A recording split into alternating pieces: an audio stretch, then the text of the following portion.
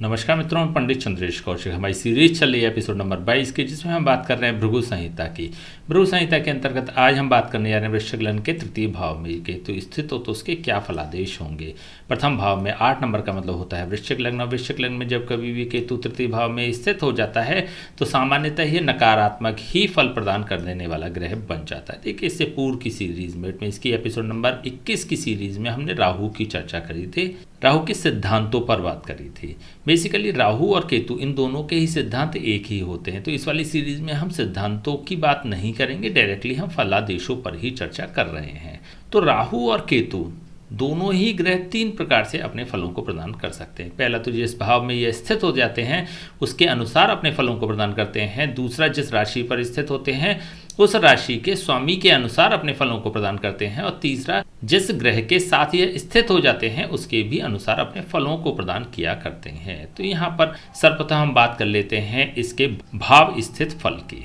यहाँ पर तृतीय स्थान में केतु स्थित हो रहा है। इट मीन्स कि तृतीय भाव के कंटेंट्स को यह प्रदान कर देने वाला बन जाता है। तृतीय भाव होता है मेहनत का, परिश्रम का, पुरुषार्थ का और संघर्ष का। व्यक्ति की मेहनत, परिश्रम, पुरुषार्थ और संघर्ष को ऐसा केतु बढ़ा देने वाला बन जाता है।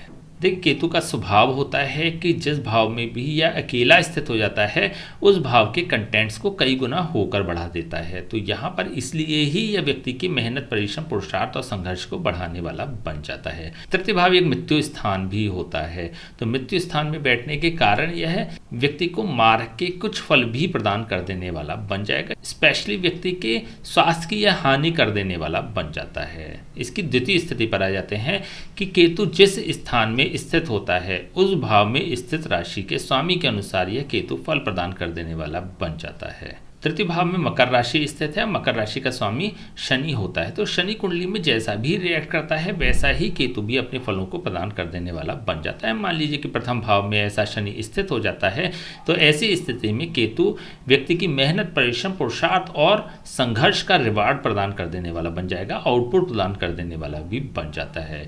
मेहनत के अनुकूल ऐसे लोगों को फलों की प्राप्ति होती रहती है। अत्यधिक मेहनत करने के पश्चात ऐसे लोग उच्च पद को प्राप्त कर लेते हैं, उच्च उपलब्धि को भी प्राप्त करने वाले ऐसे लोग हो जाएंगे। यदि द्वितीय भाव में ऐसा शनि स्थित हो जाता है तो ऐसी स्थिति में यह केतु भी व्यक्ति को धन के सापेक्ष सकारात्मक फलों को प्रदान कर देने वाला बन जाता है। इट मीन्स कि अत्यधिक मेहनत, परिश्रम, पुरुषार्थ और संघर्ष करने के पश्चात ऐसे लोग धनार्जन कर लेते हैं, धन का संचय भी कर लेते हैं। द्वितीय भाव क्योंकि एक मारक भाव भी होता है, तो जब कभी भी मारक भाव और मृत्यु भाव का आपस में संबंध किसी भी प्रकार से बन जाता है तो यह मृत्यु तुल्य कष्ट प्रदान कर देने वाला बन जाता है। बेसिकली आर्थिक, शारीरिक और मानसिक रूप से यह कष्ट प्रदान कर देने वाला व्यक्ति के लिए हो जाएगा। क्योंकि यहाँ पर धन से संबंधित अच्छे योग दिखाई दे रहे हैं तो इसलिए मानसिक कष्ट और शारीरिक कष्ट होने की यहाँ पर पूर्ण संभावना बन जाती है। यदि तृतीय भाव में ऐसा शनि स्थित हो जाता है तो ऐसी स्थिति में यह केतु भी व्यक्ति के अत्यधिक मेहनत, परिश्रम और पुरुषार्थ और संघर्ष को प्रदान कर देने वाला बन जाता है।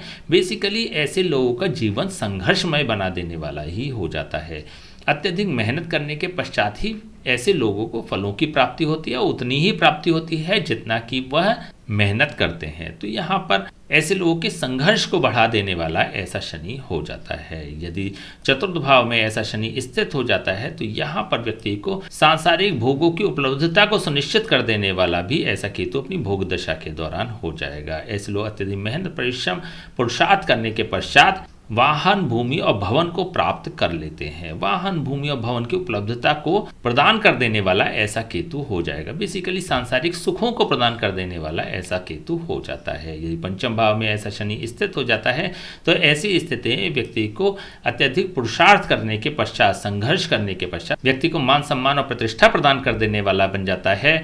बुद्धि, ज्ञान और विवेक के बल पर ऐसे लोग उच्च पद को प्राप्त करने वाले भी हो जाते हैं। अपनी महत्वाकांक्षाओं को पूर्ण करने वाले भी ऐसे लोग हो जाएंगे। संतान से संबंधित ऐसे लोगों को सकारात्मक फलों की प्राप्ति हो जाती है।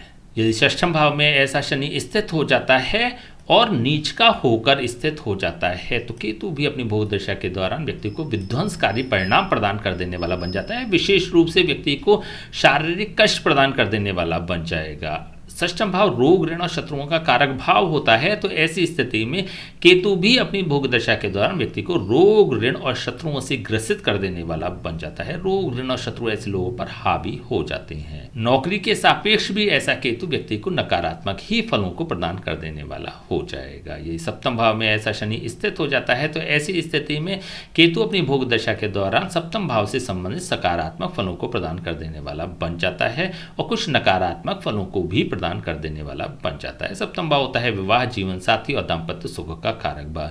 व्यक्ति का विवाह कराने वाला ऐसा केतु हो जाता है। दाम्पत्य सुख को प्रदान कर देने वाला भी बन जाता है। ऐसे लोगों को एक प्रतिभाशाली जीवन साथी भी प्रदान कर देता है। लेकिन इसी के साथ क्योंकि सप्तम भाव एक मारक भाव भी होता है और जैसा कि हमने बताया कि जब कभी मृत्यु भाव का संबंध मारक भाव से बन जाता है तो ये मृत्यु तुल्य कष्ट प्रदान कर देने वाला भी बन जाता है। अपनी भोग दशा के दौरान व्यक्ति को आर्थिक, शारीरिक और मानसिक रूप से पीड़ाएं प्रदान कर देने वाला ऐसा केतु अपनी भोग दशा के दौरान हो जाएगा। यदि अष्टम भाव में ऐसा शनि स्थित हो जाता है तो ऐसी स्थिति में केतु भी अपनी भोग दशा के दौरान व्यक्ति को अत्यधिक नकारात्मक फलों को प्रदान कर देने वाला बन जाता है। देखिए यहाँ पर मैक्सिमम लोगों को ऐसा कंफ्यूजन हो रहा है कि जब 6, 8 और 12 भावों में शनि की स्थिति अच्छी मानी गई है तो केतु यहाँ पर नकारात्मक फल क्यों प्रदान करेगा। बेसिकली शनि अपनी भोग दशा के दौरान शुभ फल प्रदान करेगा, लेकिन केतु अपनी भोग दशा के दौरान अष्टम भाव से संबंधित नकारात्मक फलों को प्रदान कर देने वाला यहाँ पर बन जाएगा। क्योंकि बेसिकली ये केतु जो इफेक्ट्स प्रदान कर रहा है यहाँ पर वह अष्टम भाव के लिए कर रहा है, क्योंकि शनि डायरेक्टली केतु को अष्टम भाव से जोड़ देने वाला भी बन रहा है। उसके कंटेंट्स को एब्जॉर्ब करते हुए केतु तक पहुंचाने वाला भी ऐसा शनि हो रहा है। तो केतु की भोग दशा के दौरान व्यक्ति को दुख, विपत्ति और परेशानियां प्राप्त होंगी, कष्ट प्राप्त होंगे, कार्यों में रुकावट प्राप्त होगी। तो इस प्रकार की नकारात्मक स्थितियों को यह जनरेट कर देने वाला यहाँ पर बन जाएगा। नवम भाव में जब कभी भी शनि स्थित हो जाता है तो ऐसी स्थिति में यह केतु भी व्यक्ति को मेहनत, परिश्रम, पुरुषार्थ और संघर्ष करने के पश्चात शुभ फलों को प्रदान कर देने वाला बन जाता है। जितने व्यक्ति मेहनत करता है उससे कुछ अधिक ही व्यक्ति को प्राप्ति हो जाती है। तो इट मीन्स कि भाग्य भाव में बैठकर शनि केतु की भोग दशा के दौरान व्यक्ति को सकारात्मक फल प्रदान कर देने वाला बन जाता है। इट मीन्स कि भाग्य के शुभ फलों को प्रदान कर देने वाला हो जाएगा। कम मेहनत में अधिक प्राप्ति कराने वाला ऐसा शनि हो जाता है। यही दशम भाव में ऐसा शनि स्थित हो जाता है तो केतु भी अपनी भोग दशा के दौरान व्यक्ति को प्रोफेशनल लाइफ में वेल सेटल करने वाला हो जाता है। दशम भाव प्रोफेशनल लाइफ का कारक भाव माना जाता है, कर्म क्षेत्र का कारक भाव माना जाता है। तो अपनी प्रोफेशनल लाइफ में ऐसा केतु व्यक्ति को वेल सेटल्ड करने वाला भी हो जाएगा। यदि एकादश भाव में ऐसा शनि स्थित हो जाता है तो ऐसी स्थिति में केतु भी व्यक्ति को मेहनत, परिश्रम, पुरुषार्थ और संघर्ष करने के पश्चात लाभान्वित करने वाला भी हो जाता है। एकादश भाव क्योंकि लाभ का कारक भाव माना जाता है, इनकम का कारक भाव माना जाता है और इसी के साथ इच्छा पूर्ति का भी कारक भाव माना जाता है। तो अत्यधिक मेहनत करने के पश्चात, संघर्ष करने के पश्चात ऐसे लोग अपने इच्छाओं की पूर्ति करने वाले भी हो जाते हैं और लगातार केतु की भोग दशा के दौरान इनको लाभ भी प्राप्त होता रहता है। लेकिन मेहनत तो अवश्य ही करनी पड़ेगी। यदि द्वादश भाव में ऐसा शनि उच्च का होकर स्थित हो जाता है तो केतु अत्यंत शुभ फलों को प्रदान कर देने वाला बाहरी स्थानों के सापेक्ष हो जाता है। विदेश, विदेशी भाषा, विदेशी करेंसी, विदेशी लोग, विदेशी कंपनी, विदेशी पदार्थों से ऐसा केतु व्यक्ति को लाभान्वित कर देने वाला भी हो जाता है। अपने शहर से बाहर, अपने प्रदेश से बाहर अथवा अपने देश से बाहर जाकर भी ऐसे लोग अच्छा परफॉर्म करने वाले भी बन जाते हैं। केतु अपनी भोग दशा के दौरान व्यक्ति के व्यय को बढ़ा देने वाला भी बन जाता है। हानि होने की संभावनाओं को कम कर देने वाला यहाँ पर हो जाएगा। तो इस प्रकार के सकारात्मक फलों को यह प्रदान कर देने वाला बन जाता है। अब हम इसकी तीसरी अवस्था की बात कर लेते हैं।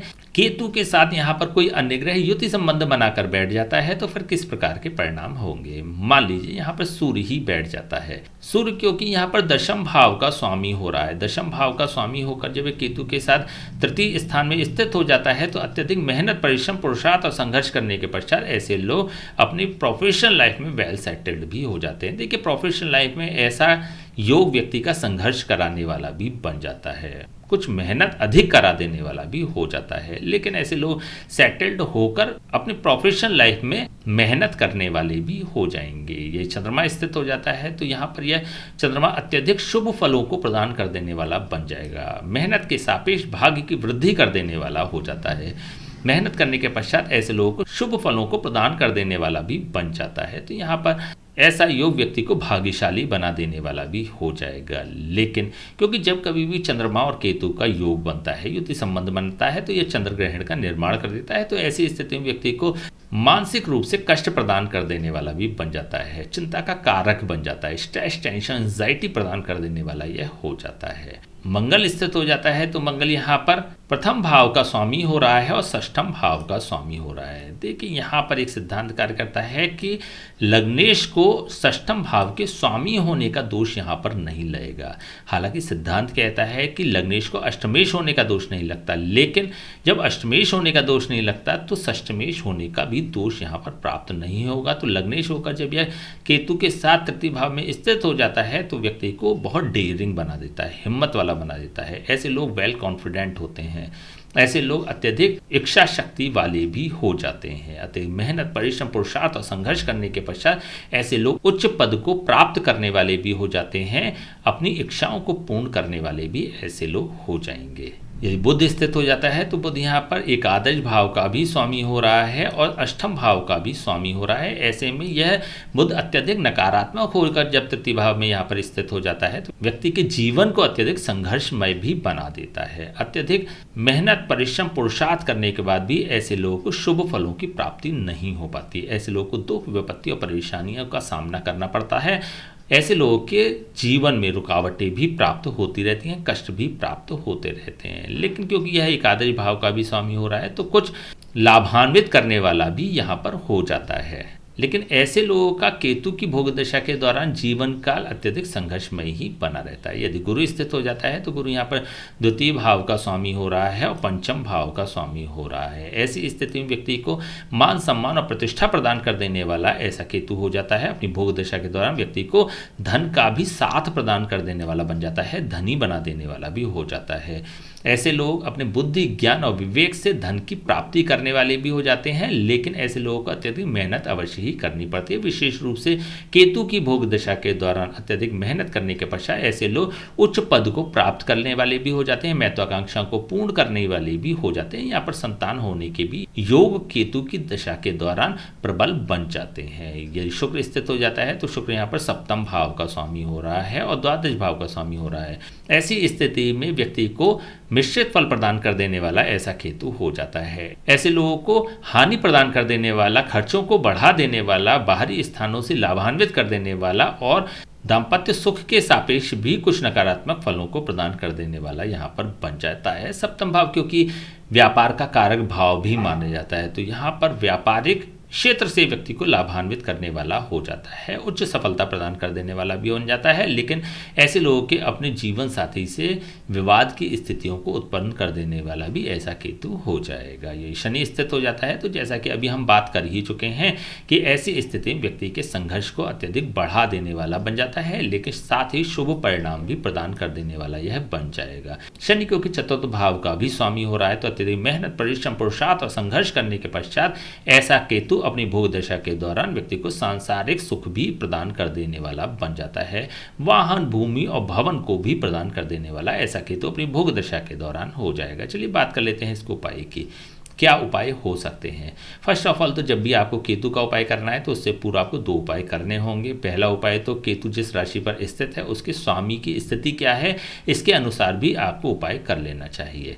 इट मीन्स कि यहाँ पर बात कर रहे हैं हम शनि की। शनि पर हम 144 वीडियो आपको प्रदान कर चुके हैं। वृश्चिक लग्न के विभिन्न भावों में शनि की स्थिति पर भी हमने आपको 12 वीडियो तैयार करके दिए हैं। तो सर्वप्रथम तो आपको शनि के फलादेशों को देख लेना चाहिए। हमारी प्लेलिस्ट में जाइएगा, उसमें शनि के फलादेश भी दिए हुए हैं और अंत में वीडियो के उसके उपाय भी दिए हुए हैं। आवश्यकता होने पर वो उपाय भी कर लें। तत्पश्चात आपको यह देखना है कि केतु के साथ यहाँ पर कोई अन्य ग्रह स्थित तो नहीं है। कोई अन्य ग्रह स्थित होता है तो फिर आपको उसके भी उपाय को देख लेना चाहिए। सूर्य से लेकर राहु तक प्रत्येक ग्रह पर हमने 144 वीडियो तैयार करके आप तक पहुंचाए हैं। उसको प्लेलिस्ट में जाकर आप देख सकते हैं।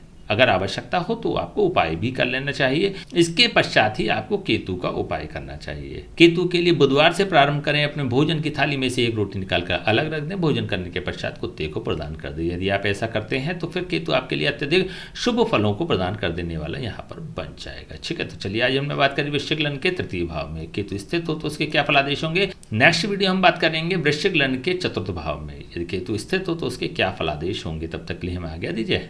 नमस्कार।